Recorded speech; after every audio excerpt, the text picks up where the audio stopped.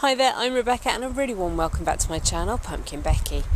In this week's video we're going to be adding even more bulbs to the spring tulips that I planted this time last year. And in fact, to make sure I'm getting them in the right place, I'm going to be using my video from this time last year to check my placement. Let's get started.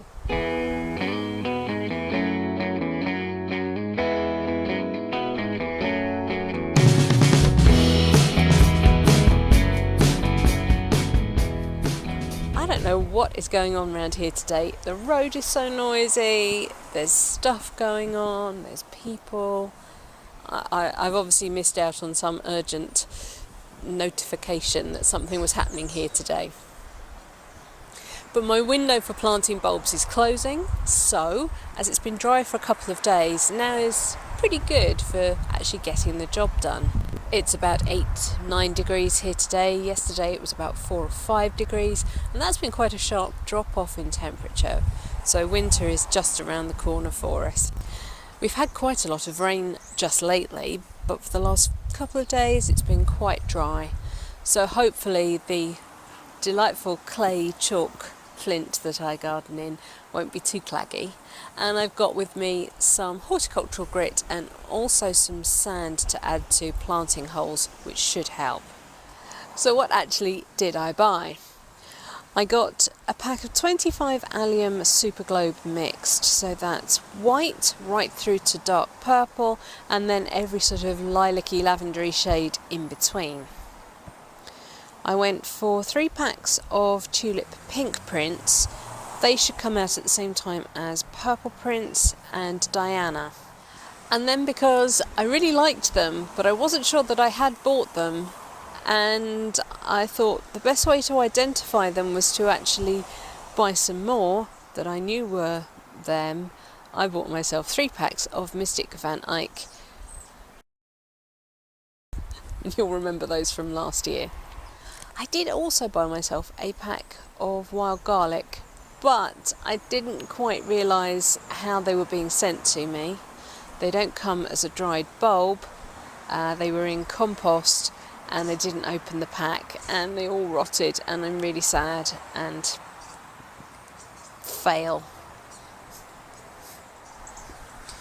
So as I said, I'm using my video from 5 months ago to see how the bulbs looked, see where the gaps were, and then what I'll also do is put in some footage from this time last year when I planted the bulbs, and then also some of this footage so that you can see what I'm looking at as well.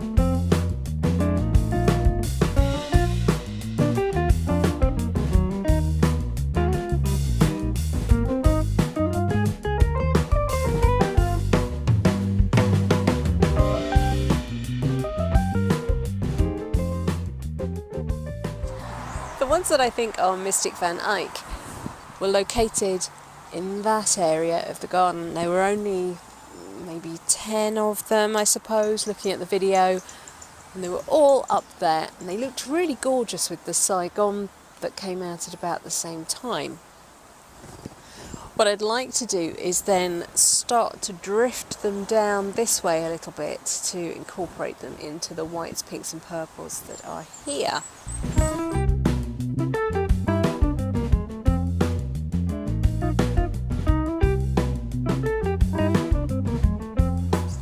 tulips stepped back slightly from the front of the border because I don't want to hit them with my car, and also I have lots of low growing things that I want to actually be able to get light and do their own thing.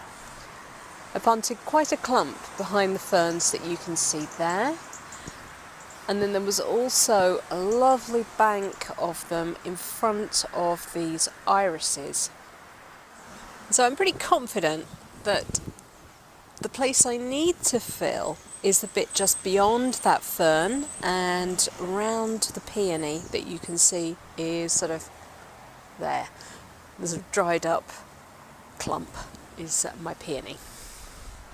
When you're planting tulips, you need to make sure that your hole is 3 times the height of your tulip bulb. So imagine that you're going to be popping your tulip at the bottom of the hole, and you're going to want to put another one on top of it and another one on top of that before you reach the soil surface. Now obviously you're not actually going to put the other 2 tulips on top, but that's how deep in total that hole needs to be. So that's 60 bulbs, all in a box, all jumbled up.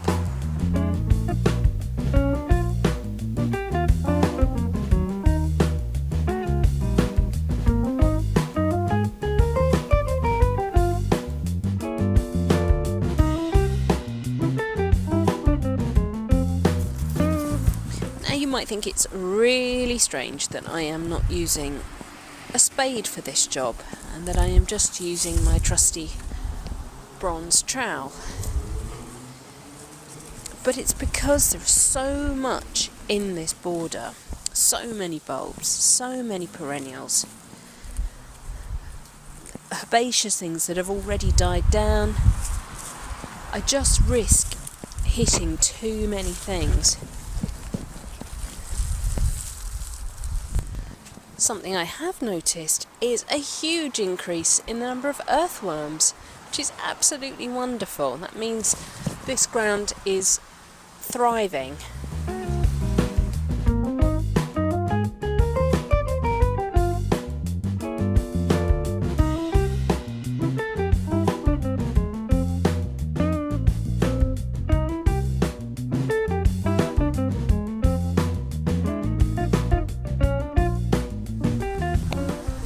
And this soil is definitely more friable than it ever used to be. The instances of clay are much less than ever. But every now and again I will come across a pocket of it.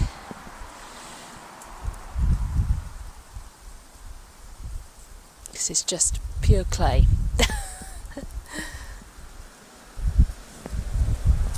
Could make pots out of that, I'm sure.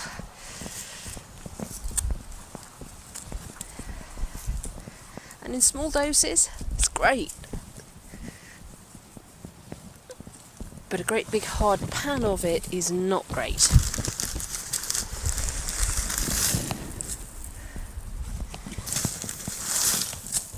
So I'm popping some horticultural grit into the bottom of my holes.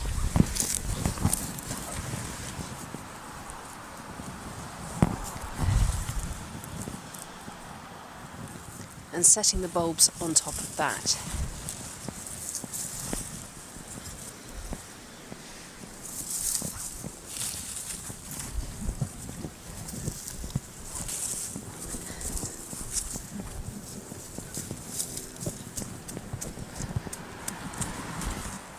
So that's all 60 bulbs planted, plus the alliums, and next spring we'll come back and see how the whole bed is evolving.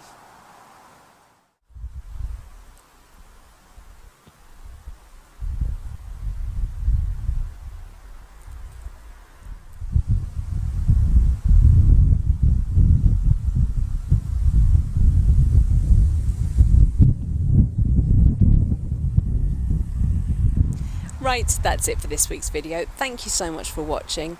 Please remember to rate, share and subscribe to me here on YouTube. And until next time, bye.